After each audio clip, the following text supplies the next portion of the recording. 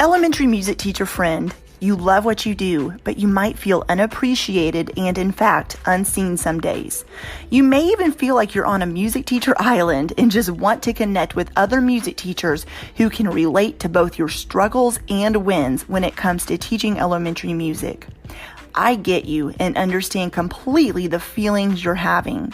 That's why each and every week, the Elementary Music Teacher Podcast will provide you with solo and guest episodes that will help you realize you're not alone in your music teaching journey. Throughout each episode, my goal is for you to be able to walk away with actionable steps and ideas to help you feel like you're ready to take on the new week with whatever challenges may be thrown your way. Hi, I'm your host, Jessica Peresta, and I'm so glad you're here. Whether you're at home, in your car, in the shower, or wherever else you're listening, grab your cup of coffee or whatever other beverage is nearby and listen in to the Elementary Music Teacher Podcast. Hi, I'm Dr. Greg Goins from the Reimagine Schools podcast, a part of the Education Podcast Network, just like the show you're listening to right now. Shows on the network are individually owned and opinions expressed may not reflect others. Find other interesting education podcasts at edupodcastnetwork.com. The Sound Thinking Interactive subscription includes worksheets, assessments, slides, lesson plans, webinars, professional development, and support, all by the team at Sound Thinking Interactive. Click on the link in my bio to sign up. And also, for listeners of this podcast, you can enter coupon code TDM20 to get $20 off the price of your subscription. Welcome back to the podcast. Today I am joined by Dr. Micheal Houlahan, and we are going to talk about sound seeds, nurturing musicianship in the elementary classroom. And it's something I am very excited to discuss with him. And before we get going, I'm just going to let him introduce himself and tell you about all the amazing work he's doing in the field of music education. So welcome to the podcast. Well, thank you so much. It's just a great pleasure to be here with you this morning.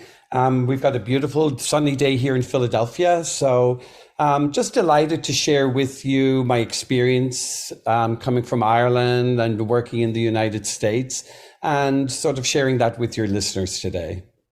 Yeah, awesome. So tell us about what you're doing now. Like you've already told me, you've gone all the way from teaching kindergarten and now you're teaching college students. So tell us a little bit about that journey. So, I was educated in Ireland and I sort of had a dual track. It was piano performance and I coupled that with a degree in elementary music education. But specifically it was also elementary education. So it was teaching, being an elementary teacher, it was being a music teacher, it was doing piano performance. And I think that was pivotal in shaping how I approached the field of music education, because for me, I was approaching it like not just a music teacher, but like an elementary teacher. So I was looking at the broader picture, which I think was exciting. And also being a piano major, it gave me that other aspect of being a performer. I left Ireland, got an Irish Arts Council scholarship, and I studied at the Liszt Academy in Kodály Institute in Hungary. There I studied musicianship, conducting, pedagogy, piano, and voice. And there I was exposed to what I would call the Kodály concept of music education. Now, again, the Kodály concept of music education is very different as the way it's practiced in Hungary, as opposed to how it's practiced in the United States. Because in Hungary, it's about great musicians teaching children in the K through 12 or K through 16 program.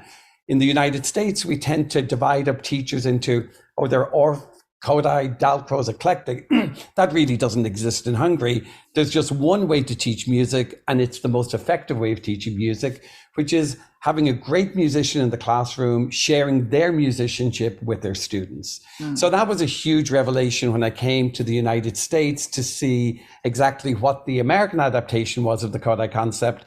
And I was sort of initiated into this very strange way of thinking in the United States about how music teachers think about how they should be teaching and how they belong to different cliques. And I thought, wow. So that was another goal of mine, was to sort of figure out, how do I break these walls down between these different cliques of people and show that we all have a common goal of educating students to the best way possible and initiating them into the best practices. So currently I'm chair of music at the Telf School of Music, where we have several different programs, including music production, performance, and also music education. But what's special about that program is that all the music theory and education courses are integrated together, where musicianship is at the heart of what goes on in our program. And what I mean by that is so many times teachers who graduate from music programs, they get great pedagogy resources and great pedagogy classes, but modeling musicianship and music theory is not as great as what they get in the pedagogy classes. And what I mean by that is, in pedagogy classes, we're well aware of the idea sound to symbol, that's the approach we take. We begin with the sound of music, and Orff talked about that, Kodai talked about it, Suzuki talked about it, Gordon talked about it, that beginning with the sound, experiencing the sound before you go towards moving to symbols or notation. Whereas in theory classes typically practiced in the United States, I think what happens is you're inundated with symbols and the sounds come later. So you're getting two opposing practices in your music education degree. And I think that this could be at the root of most of the challenges that music educators have. Yeah, for sure. When you were unpacking your story, I'm also a classically trained pianist, and I actually started as a piano performance major as well, and then music education. But while you were talking, that was part of my problem when I stepped into my first classroom, was my brain from all the years of piano. It is all theory, not all, but a lot of it is theory books. And like you said, the symbols, like understanding, reading music. And then I remember trying to translate that over to the classroom setting. And a lot of the kids, like you said, they need to experience music before learning the theory behind it. But that piano brain of mine was trying to figure out how to, but wait, I was taught all that way, in piano lessons my whole life. But it's hard sometimes to shift your mindset. And so it makes me think of teachers listening who were trained in any instrument, even voice, where that maybe is a struggle, where your musicianship, bringing that into your classroom and having that mindset shift of it's okay not to start with theory first. So I can see that being tough. Do you experience that with the teachers you work with? So yeah, I also am an evaluator and a chief evaluator for the National Association of Schools of Music. It's an accrediting body that accredits all of the major conservatories and music schools in the United States. And I also happen to sit on the commission for that. There's a group, I can't remember, of 12 of us that accredits universities. So I have a unique vantage point. Like, I get to travel around the country, I get to visit universities, and I'm always interested, what's going on in the music theory program and what's going on in the music ed program. And invariably, when I talk to students at these programs, this is what comes out all the time. It's confusion. And I think one of the things that we're finding in the United States, I find in my own research and working with teachers, that they feel good with the pedagogy, but they feel limited by their musicianship. And it's that lack of musicianship. It's like, wow, that prevents them from being the best teacher possible. So what they find themselves doing is teaching lots of fun activities because they haven't been shown how to do this other stuff. And initially, when I deal with teachers, in various programs, I teach in various graduate programs during the summertime. What I get is this wall is placed in front, and they want to hold on to those activities because that's who they are as teachers. Once we sort of engage in musicianship and show them how you can foster your own musicianship as a prerequisite for teaching your students, it's like that wow moment, and they go, wow, I am really a musician in the classroom, sharing my musicianship with my students. I'm not this education activities person that's trying to fill up my time with fun activities. It's like, it's my musicianship that's going to really get to the soul of the kids. And that's really what I think it's all about. That's our dilemma in music education today. And once teachers have been shown and given the right skills and shown that they are musicians, but they weren't necessarily trained in the most effective way to develop their musicianship skills, it's transformational as to what goes on. Mm-hmm. They totally change the way they teach.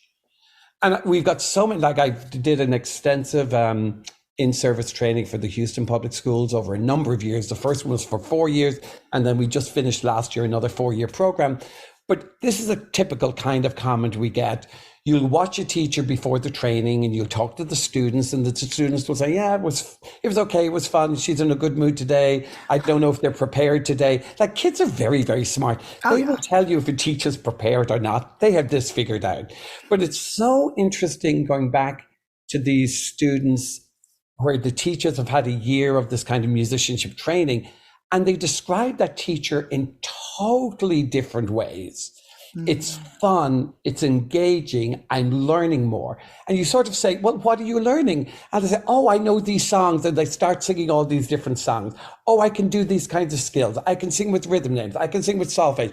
Oh, let me show you what my improvisation is like. Oh, I play the off instruments over there. Like, they're speaking like musicians. Mm-hmm. And it's clear that this is the magic we want to unfold in the classroom. Yeah. Yeah, I love that. I think teachers forget, like you said, you can use your musicianship. And like you said, sometimes they just don't know how.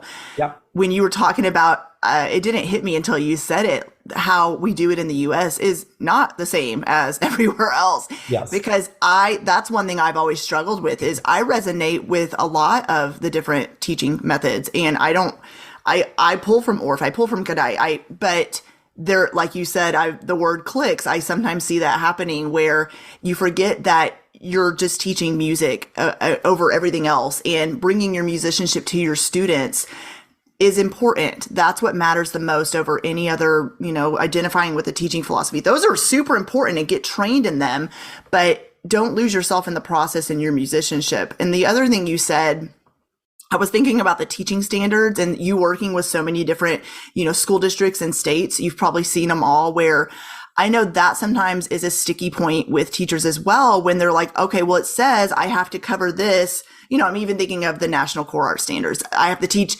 these standards to kindergarten by the end of the school year. You get so stuck on doing that. And like you said, you get wrapped up in what activities am I going to be teaching, that sometimes it just takes the fun out of it for you and your students. And they notice that. You're right. Kids are smart. And so, those are a few things that came to mind. Yeah, I think also that teachers are overthinking what it is they need to be doing. Oh, 100%. Honestly, it's really about in the classroom, like a lot of the time we're using the word musicianship. And what was extraordinary to me in my own research with Dr. Philip Taka was there were so few definitions of what musicianship is. Mm-hmm. And that was one of the things we decided earlier on was we have to define what musicianship was. So for example, if you had all different kinds of musicians in a room, jazz singer, gospel singer, folk singer, pop musician, classical singer, and you would all of them in a room, what is it that they all share? What's the commonality that they all share? And so one thing that we discovered was they all perform. They sing, they play instruments, conductors move. So performance is something they share. A second thing all of these musicians share is an incredible knowledge of repertoire. Every musician knows a body of repertoire in detail. The classical, since you're a pianist, you will know all of the repertoire from the different style periods. If you're a folk singer, you will know the song repertoire from wherever you have come from. You might know other folk music, but you know the popular musician. You listen to like great musicians. I think one time I heard Lady Gaga doing an interview, and it was fascinating to hear what she could sort of talk about, what went before her, what current practices were, where she thought she was pushing the field. You know, you hear Billy Joel talking about all of the commercial music, but how classical music impacted him as a composer. You know, it's amazing that repertoire is so important. Mm-hmm. Then you have what I call critical thinking skills. And there are two aspects of this. There's what I call sound music theory and symbol music theory. Now, symbol music theory is what we all got in, what most Americans got in their undergraduate degree, all about symbols. That's symbol music theory. But sound music theory is so important. It's what I call like how commercial musicians learn together.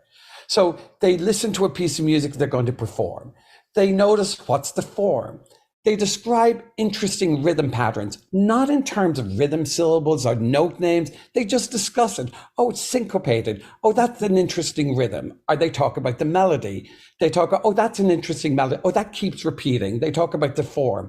So sound music theory and symbol music theory are so important in musicianship. Then we have the other aspect, improvisation, composition. And then the last aspect of musicianship is, of course, I would call being an informed audience member, like knowing the biographical details, knowing about instruments, knowing about where a piece of music is or the cultural identity of a piece of music. These are what we call the Houlahan talk of 5 dimensions of musicianship. So when we talk about musicianship in the classroom, these are the 5 things that we can focus on. And you just mentioned earlier in the conversation, oh my gosh, it's so difficult, like, for example, to think of the standards and how these all work together. Like, I do a lot of work in Texas. So, for example, Texas has 4 different standards. So they have music literacy foundations. Well, if you're teaching students about sound theory and symbol theory, you're covering your music literacy. If you use that information to build upon, to develop improvisation, there's your creative expression. If you're giving students knowledge about the song you're singing, or if you open up a lesson with a body movement to any different kind of piece you want to open up to, there you have an idea of your history and your cultural relevance. And, you know, what's key in all of this is that not only are you teaching your students musicianship, but you're also teaching your students how to be musical. So in terms of when they're singing, how do you feel about how you sang? Did you convey the text of like, kids can be incredible critics when they talk about evaluating how I would sing as a teacher, how students would perform, how you could do a better job. All of a sudden, your critical evaluation and response is covered. So one of the things I would say to teachers is, when you have a good way of teaching, it's organic and it addresses any new fad that comes your way.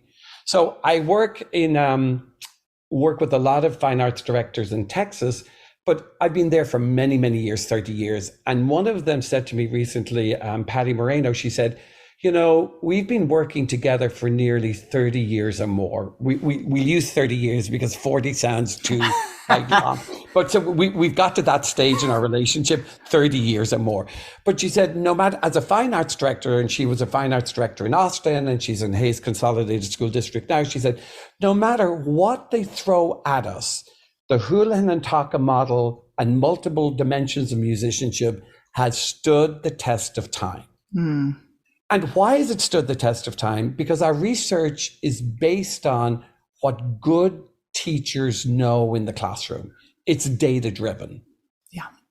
You know, and that's really what it's all about. Like, I think teachers are overthinking what they need to do.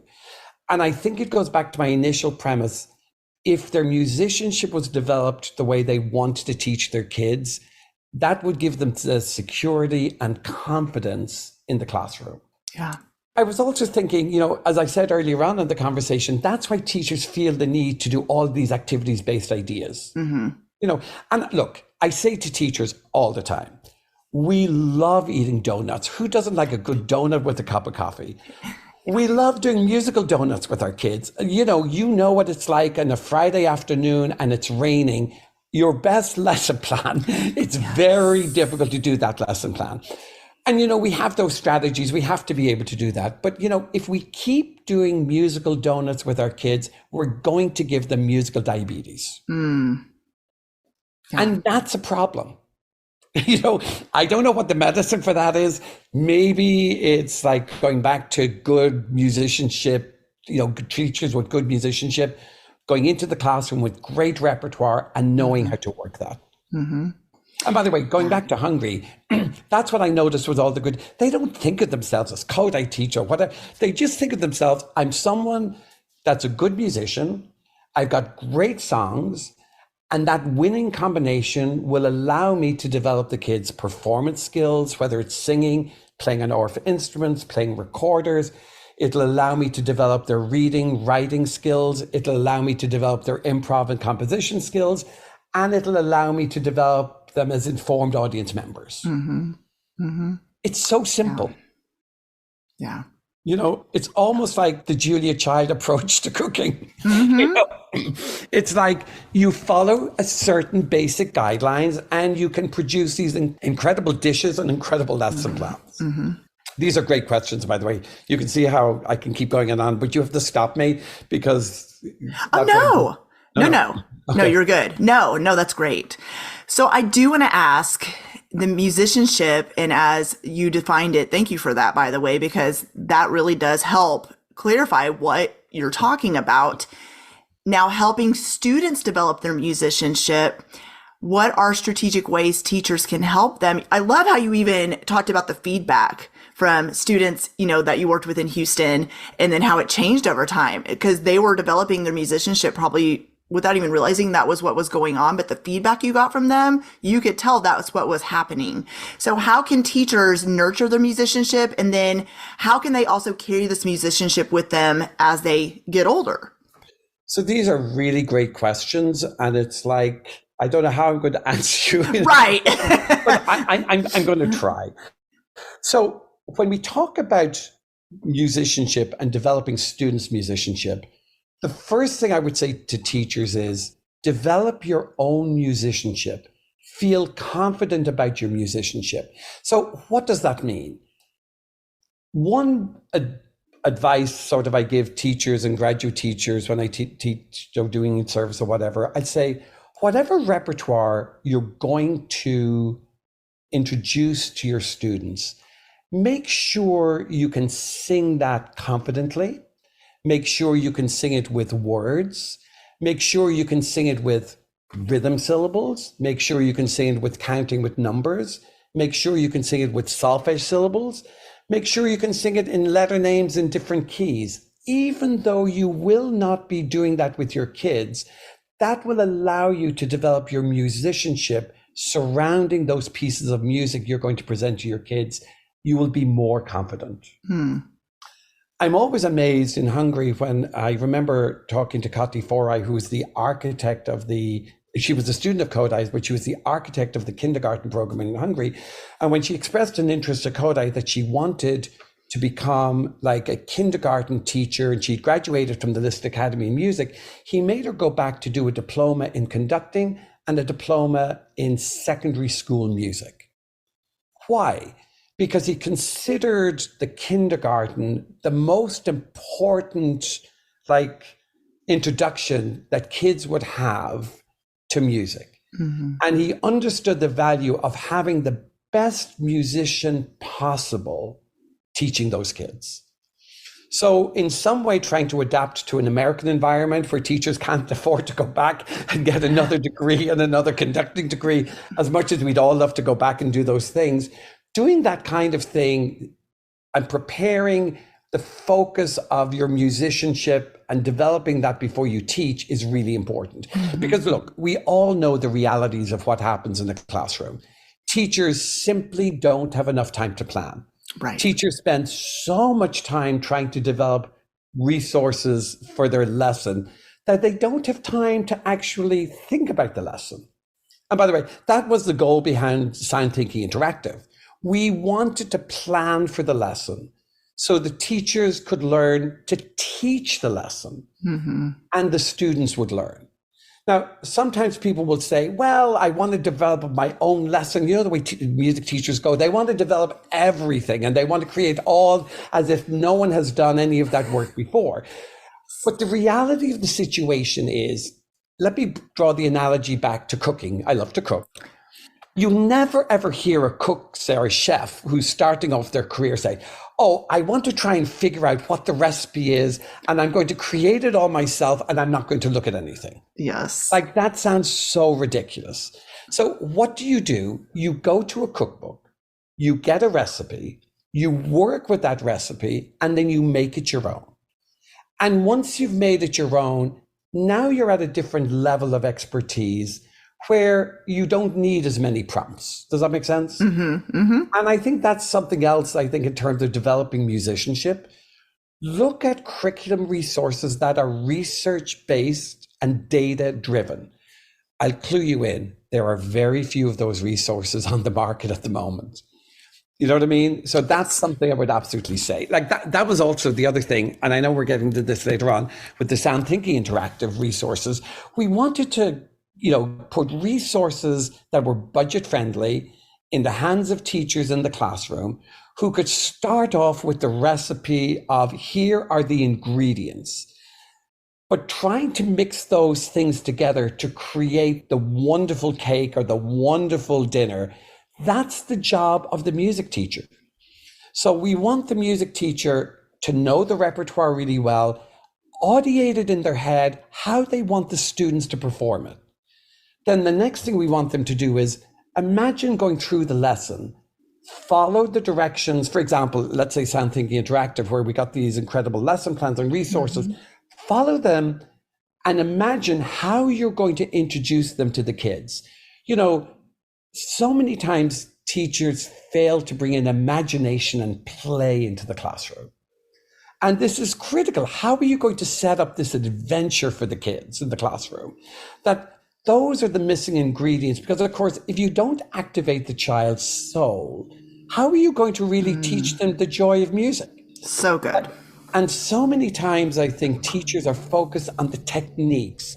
I'm doing the technique of Kodai, and you kill them, you murder the music with the hand signs, the rhythm. And I'm going to do the orphans, and I bang on the instrument, I get them to all to play. Or I'm going to do, these are just technical tools that should make the leap to real music.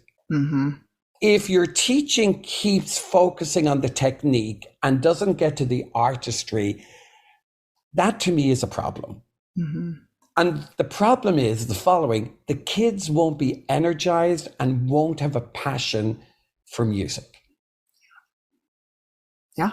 Is that enough? Yeah, no, you're right. Well, that ties directly into my next question, which is you and Dr. Taka have developed this program called Sound Thinking Interactive, which you just mentioned. I would love for you to dive into that a little bit more and talk to teachers about what they get from the program and then what they would get after being enrolled in there. Right. So, look, I'll go back again. Why did we begin this Sound Thinking Interactive for teachers? Talking to teachers need a lot of emotional and social support. I think they find it very difficult getting the support from their classroom teacher sometimes, or from their principals. They don't feel they're valued. They worry, as you mentioned earlier on in the conversation, how do I meet the state standards for teaching music? They worry about, I simply don't have enough time to create the visuals and the resources that I need that look professional and sort of engaging for students. Teachers worry that the way they teach music, it's that imposter syndrome that people have. Maybe it's okay in my classroom, but there's no one looking. But it's like, how would they feel if parents, principals, everyone came into the classroom to watch them teach? Would they feel confident? Because a lot of teachers, as I said earlier on, they have their different units throughout the year. They're going to do this unit and they're going to do this unit. And look, it's fine. Once they celebrate St. Patrick's Day, I'm fine with that because that's important. But you know what I mean? They have all of these different units and then they have to do their performances. It's a lot to ask a teacher who teaches maybe one music lesson every 6 days. Like, the reality of that is frightening. And how do I look like a professional? So really, our goal here was we wanted to come up with a comprehensive solution to all of those challenges that the teachers were facing.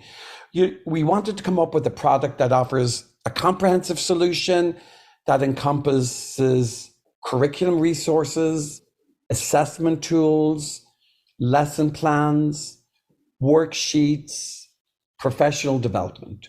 So it's like a one-stop place for teachers to go. We wanted to focus on something that offered support to teachers. Like if teachers see a product and they go, okay, this product has been field tested. If I open up my grade 1, what am I looking at when I open up Sound Thinking? Okay, I'm going to see, here's my lesson plans. Oh, look, here are my curriculum resources. Look, here are all the songs I will need to teach my different units. But one thing that differentiates this approach to all of the other approaches is it's grounded in the key aspect of standards, which is foundational music literacy skills. Because that's the one that seems to appear over and over again, right across the United States, as a really important strand. But the irony is, that's the one that's so difficult for teachers to teach. So what we've done here is we've created these resources with an emphasis on student development. Any of the classroom teachers that see this will go, wow, this is developing cognitive thinking. It's developing the ability to sort of silently think inside your head. It's developing motor skills. Like what we've now done is create a resource that the classroom teacher can see. They're following the Houlahan Taka model of learning in the classroom. This corresponds to the model I'm using in the maths lesson. This corresponds to the model I'm using in the literacy lesson. And also we're using a model of learning that is research-driven, research-based, and it's proven. The research for all of this was published by Oxford University Press. And, it takes a lot to get something published by that publisher. But so that's what's exciting about it. Yeah. That's awesome. I love it. I have gotten to explore this program a little bit and going in there and everything you just talked about, especially I love that you said it's a one-stop shop. And every single feeling that you were talking about teachers experiencing of imposter syndrome and I'm not sure how to do this and I just need a quicker way to pull a lesson plan and so I can know how to teach it. And everything you just talked about is all the struggles I hear from elementary music teachers pretty much on a weekly basis. And I love this. And so I am so excited about this program and to help spread the word about it and teachers go explore it and you guys look into it and you're going to love what you see, I promise. So, and something else that you'll notice that the website keeps changing. The product itself keeps growing and it keeps adapting. The reason for this is because we place customization and adaptability at the front of this product, which means that I'll give you an example. I was teaching a graduate course last year and we were using Sound Thinking Interactive as part of our resources. And when we were developing, I work a lot with teachers from the aspect of, when you guys are a pianist, you go to a master class and you work with someone. Yeah. Well, what I do is I view teaching as a master class in the art of teaching. You get up, you teach, we stop, we question, we go back again, you redo it, you redo it, you redo it, until you have the confidence to do it on your own. Now, that takes, even teaching something as simple as a folk song. It's so challenging to do well. 99% of the time when I get teachers and we start off, teach me something, I go, wow, look at all the things they forgot to do. Facial expression, right key, tempo, dynamics, character of the piece. The minute we practice that and we develop their musicianship for singing that song correctly, now it becomes artful teaching. But in the course last year, as we were going through the sound thinking, and the teacher would say, I wonder if it could do this or it could do this. And what they were doing was they were writing to the person that's designing this, actually lifetime, saying, would it be possible to do this and this and this? And it was changing right in front of them. That's amazing. So we're changing the product. It's developing with the teachers. And I think that idea of teachers being listened to, that customization, that adaptability is so important. And then coupled with that, then we have professional development, where we're working into the idea of, we offer professional development to teachers in school districts. Like so many times, music teachers sit in professional development that have nothing to do with music. So we're addressing that need. We're also focusing in on summer certification programs, and that'll begin in like next year, 2024, where you can get your certification if you want to in Kodai, if you want to in ORF, if you want to in general music, but with the focus on this standard that's appearing in all of the state standards, foundational music literacy. Mm-hmm. We think that foundational music literacy is the thread that binds everything in the classroom. Mm-hmm. And what's really important is that teachers have plenty of opportunities to integrate some of their own activities into this environment. Mm-hmm. That's great. Yeah. Yeah, you're right. The foundational musical literacy aspect is something that it seems in our head knowledge that it should be easy to teach. But once you break down those standards, that is where a lot of music teachers feel stuck. They just look at it and they're like, great, but how do I teach that? What is the steps? What song am I supposed to use? That's where they get stuck. And as a pianist, you know this. If you, for example, if I say to you, I want you to play a piece in a minor key in 6/8 meter, you will look at the notes and you will figure it out. Yeah. But if you have to teach something in minor, in compound meter to students, beginning with singing first of all, and not doing an instrument or anything else, oh my gosh, you won't try it.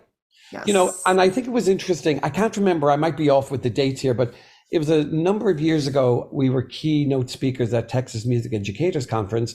And what we did was we brought one of our students with their, I think it was a 5th grade class, to demonstrate their skills. And it was a beautiful lesson. It was a musicianship lesson. They were singing, they were playing games, they were adding their ORF instruments, they were doing their improvisations.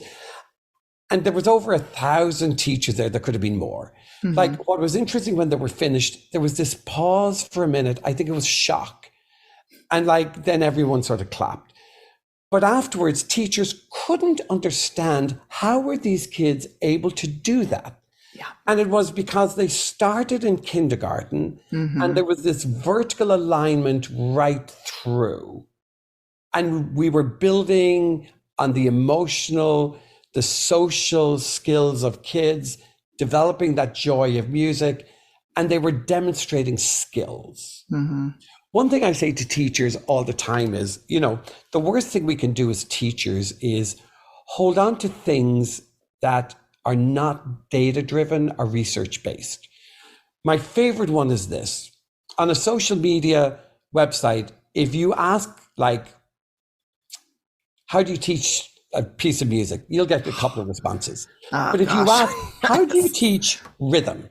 Oh my God, you will see thousands. It'll be insane. Yeah, and they're arguing about it. It's crazy. But they're arguing about it, but there's nothing there based on research. Just because you feel that you're doing the right thing does not mean that you are doing the right thing. Mm-hmm. I'll give you a typical example. When we were in Hungary, we learned the typical Kodai rhythm syllables. When we came to the United States, we met professors and someone teaching at teaching theory at the college and graduate level. I was introduced to the Takadimi syllables. And I thought this was the irony about all of this. Movable do is based on relationships that occur regardless of keys. Like if you hear so-mi do, it's going to sound so-mi do regardless of what key you're in. Rhythm syllables need to also be have that same characteristic. If you hear a rhythm and you label it with rhythm syllables, well then you should be able to notate that rhythm in duple meter 2/4 or 2/8 or 2/2. And each of those notations, you should be able to read with the same rhythm syllables. And the irony is in the Kodai concept, you can't. They all change. So it was a huge, oh my God, the research told us something. I mean, we felt Kodai was the way to go. We felt that, oh my God, if we didn't do this, we'd be breaking all of the Kodai rules and regulations. But we decided we have to do Takadimi. And now today, Takadimi is the most widespread rhythm system that's taught in college theory programs. So I would say to music teachers, you might like to teach certain syllables, but if you don't prepare your kids for joining the college theory program or joining the choir where they're using these syllables, you could be putting your students at a disadvantage. Mm-hmm. And if I changed my mind, anyone can change their mind. Absolutely. Absolutely. Yeah, absolutely. You're right. You don't know what you don't know. And once you dig into things, that's how I was. You dig into it and then you're like, I don't know. I don't know if this is, but you're right. The social media, a love-hate relationship, because those Facebook groups are helpful, but at times it's just like, there's so much, like, beware. If you're going to ask a question, you're going to get 100 opinions, which is going to overwhelm you more. So, and I just think teachers pushing an agenda because it makes them feel good, promoting their way of doing it and getting as many likes as possible. But that's not research. Right. You know what I mean? Like, it's very, very clear, and of course, this is a whole topic of conversation. How do you actually teach rhythm from a sound to symbol perspective that makes sense? Mm-hmm. Good luck with that one. But the good news is we've done a few in Sound Thinking Interactive, so you don't have to think about it. Yes, awesome. That's something else I love about Sound Thinking Interactive, because as you found and you talked about it yourself, as you follow along in this way of thinking and teaching the kids, you will actually become a better musician yourself. Mm-hmm. Because you're developing these fluencies in thinking and audiating and doing all the things you should have been doing back in your theory program at the college level. Now you're doing it for the first time. You're going, wow. And that's what's kind of fun, that you're working in partnership with your kids. By the way, your kids will be so much more sophisticated than you with their improvisation, because they're not thinking. What I try and tell teachers is, you have this symbol to sound system imposed on you. Your kids don't have that. They have sound to symbol. They're going to be much more joyous. They're going to be much more free. They're going to be much more creative, because when kids create from a sound to symbol, they're creating by hearing sounds in their head. When teachers create, I think teachers are thinking, oh, how do I notate that? What does that look like? And it totally prevents them from being as creative as they could be. Mm-hmm. Oh, I love how you just said that. We expect the children to act or understand music the way we do, but they don't. It's just ingrained internally, and it comes out. It's, I say this, I've said this on this podcast before, you can learn as much from your students as they learn from you if you let them teach you. You honestly can. Just like, I'm blown away, like you said, they're improvisations and things, and you're watching them, and you're like, oh my gosh, you're so creative. I'm so glad I gave you liberty to do that. So where can everybody after this episode connect with you, but also how can they find out more information about Sound Thinking Interactive? I think they should just go online to Sound Thinking Interactive and just look at the website. Okay. You're able to play around with the resources. Again, I warn you, it's a website in transition. I'm actually having another meeting today, and we've just done some focus group research, and we're changing different things about how we approach this. Like, we know, for example, one of the things we want to do is, for seasoned teachers, there's sort of a template there, and they can put in their outcomes and they can use the resources with their own activities.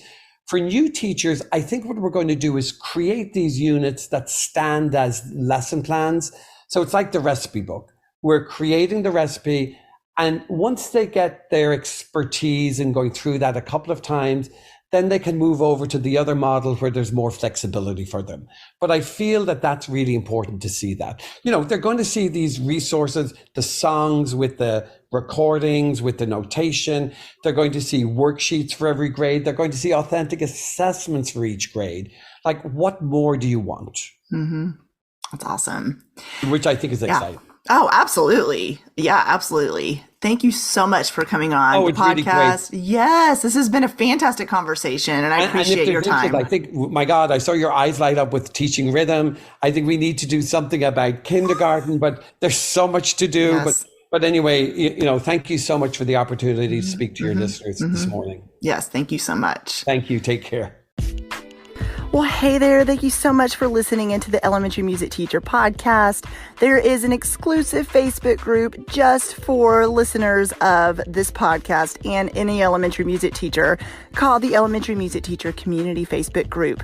Come on over and join us there where we have conversations around the podcast episodes and encourage each other each and every week. And also head to my website, thedomesticmusician.com. I have some free resources there that you can download to help you gain traction in your classroom today, as well as the blog and the membership site and all kinds of other goodies to help you keep going in your music teaching journey. I cannot wait to keep connecting with you and encouraging you and spurring you on in your journey of teaching elementary music. Hang in there, have an amazing week, and I will see you soon.